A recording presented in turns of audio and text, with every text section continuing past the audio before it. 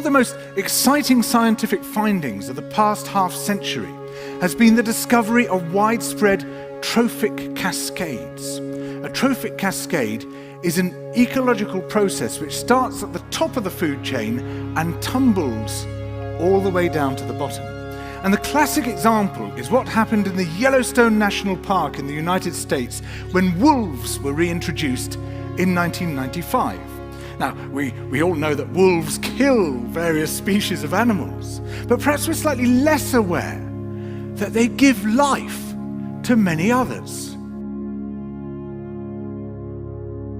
Before the wolves turned up, they'd been absent for 70 years, that the numbers of deer, because there was nothing to hunt them, had built up and built up in the Yellowstone Park, and despite efforts by humans to control them, they'd managed to reduce much of the vegetation there to almost nothing. They'd just grazed it away. But as soon as the wolves arrived, even though they were few in number, they started to have the most remarkable effects. First, of course, they killed some of the deer, but that wasn't the major thing. Much more significantly, they radically changed the behavior of the deer. The deer started avoiding certain parts of the park, the places where they could be trapped most easily, particularly the valleys and the gorges.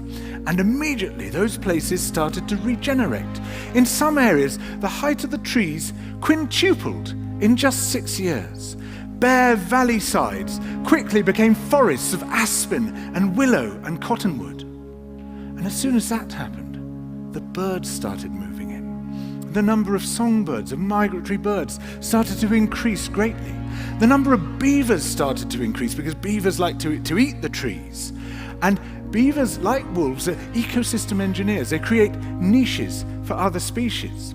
And the dams they built in the rivers provided habitats for otters and muskrats and ducks and fish and reptiles and amphibians.